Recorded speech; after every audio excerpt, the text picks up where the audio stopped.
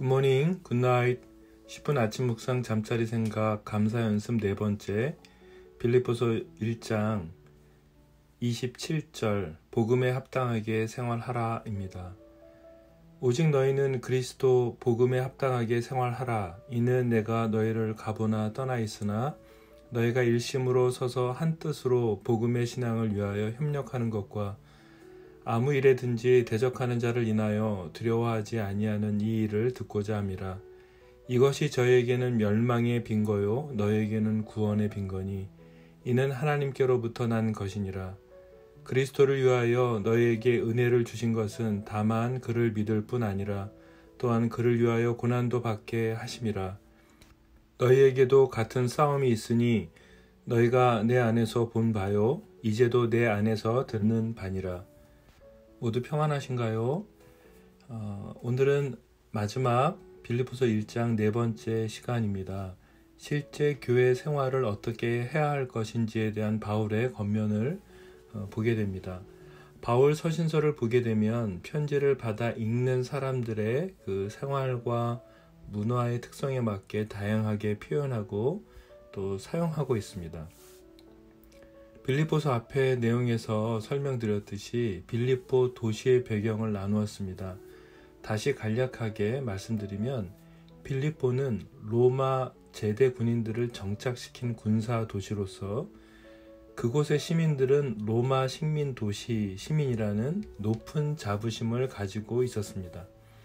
바울이 빌립보서 3장 20절에 이제 보게 될 텐데요. 사용한 시민권이라는 단어 폴리테우마라는 단어인데요. 이 시민권이라는 단어를 사용한 이유가 바로 여기에 있습니다. 야만 민족과 접한 그 로마의 식민 도시에 사는 그 빌립보 시민들에게는 문명국 로마의 시민으로서 자신들의 도시가 주변에 있는 여러 야만 그 민족들에게 로마의 높은 문명을 보여주어야 한다고 생각했습니다. 바울은 이 사실을 근거로 빌립보 성도들에게 복음을 설명하는 자료로 사용하고 있습니다.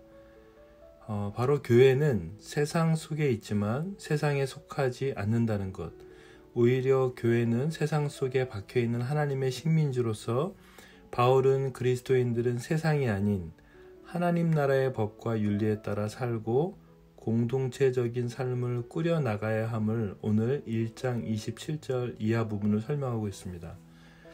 세상에 있지만 세상에 속하지 않은, 즉 로마 시민권이 아닌 하나님 나라의 시민으로 살아가되 그 기준이 복음이라는 것을 말하고 있는 것이죠.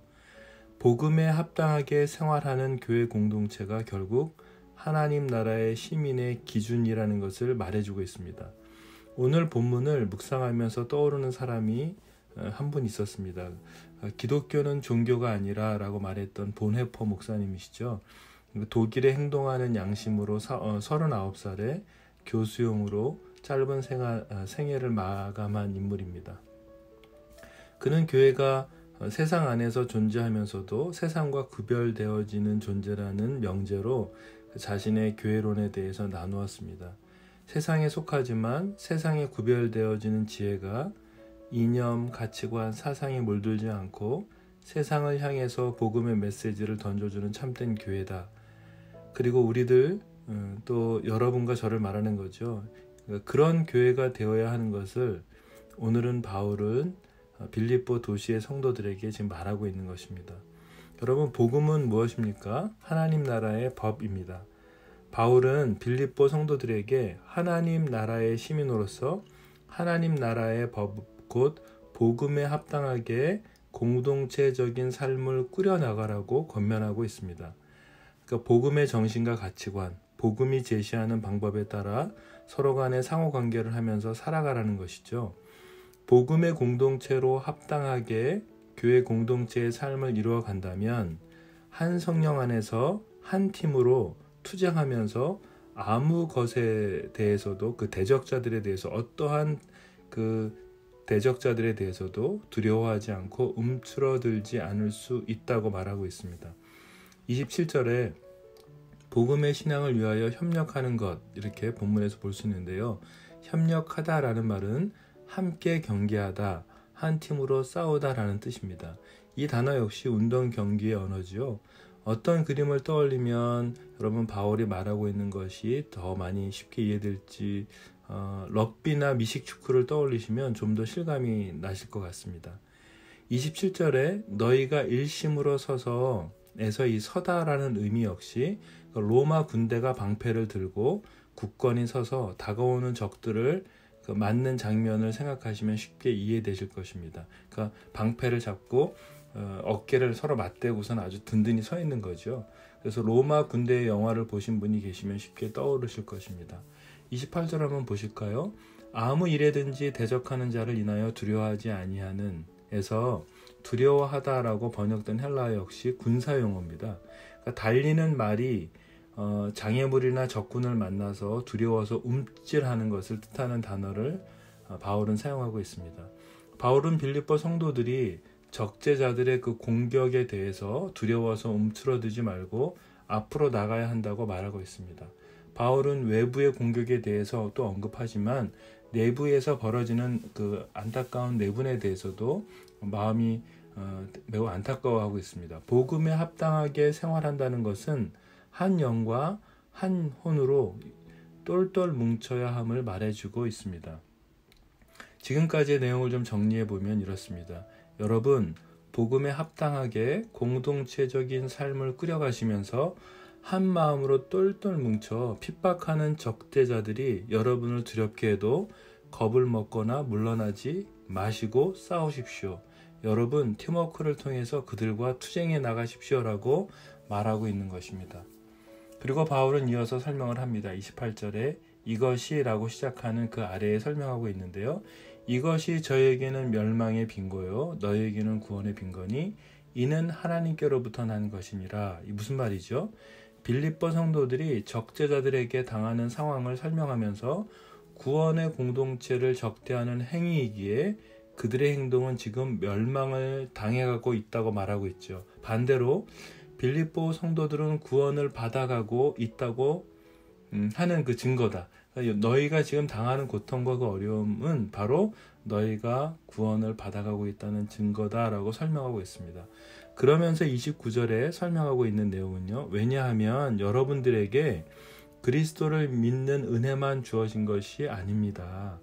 예수님을 위해서 고난받는 은혜도 주셨다는 것을 기억하십시오라고 바울이 말하고 있어요. 바울은 고난받는 은혜를 설명하고 있습니다. 믿음 자체가 은혜의 선물이죠. 복음에 합당하게 생활한다는 것은 복음으로 인해서 받은 고난이 은혜라는 것입니다. 그것이 구원을 이루어가는 합당한 생활이라는 것입니다. 우리가 그리스도인으로 복음에 합당하게 생활하면서 거룩함을 드러내며 또 죄를 회개하며 사랑을 나누며 우리는 교회 공동체를 통해서 살아가고 있습니다. 하지만 여전히 주님께서 다시 재림하실 그때까지 세상의 왕, 그 사단의 악과 고난에 늘 노출되어 있습니다. 그래서 우리는 하나님의 백성으로 택함을 받은 은혜를 기억하시면서 또 하나님의 뜻을 따라 그리스도의 주권에 순종해서 살려고 하면 할수록 사단의 저항은 더 많이 받게 되죠. 그것이 사역이든 직장이든 재정이든 관계이든 자녀에 대한 문제이든 다 마찬가지입니다. 바울은 30절에 빌립보 성도들에게 말하고 있습니다. 여러분이 지금 내 안에 보고 있고 내 안에 일어나고 있는 것을 보고 계시죠? 맞습니다. 여러분도 저와 똑같은 싸움을 하고 계십니다. 라고 그러니 복음에 합당하게도 생활하십시오라고 권면하고 있는 것입니다. 우리에게 복음에 합당하게 생활하기 위해 몸부림치는 것으로 인해서 우리에게 고난이 있는 것은 감사한 것입니다.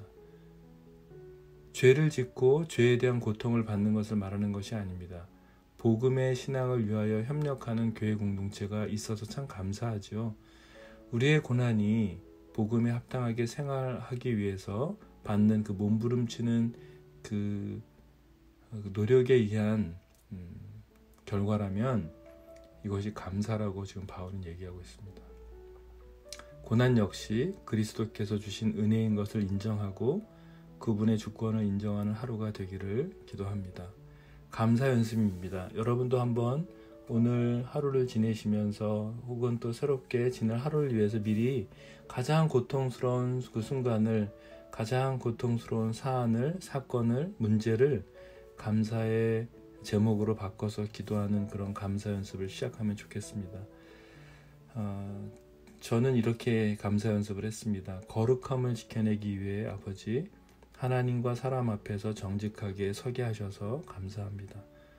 그래서 지금의 고난 역시 감사함으로 그 은혜임을 기억하겠습니다.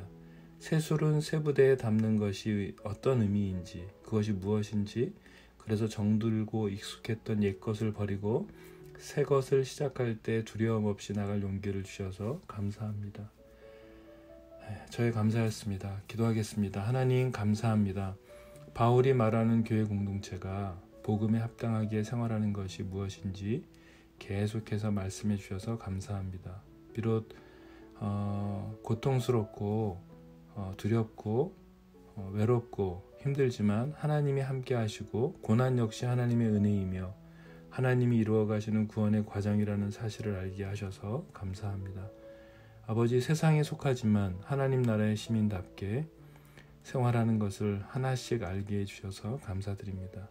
내가 교회인 것을 알게 해주셔서 감사합니다.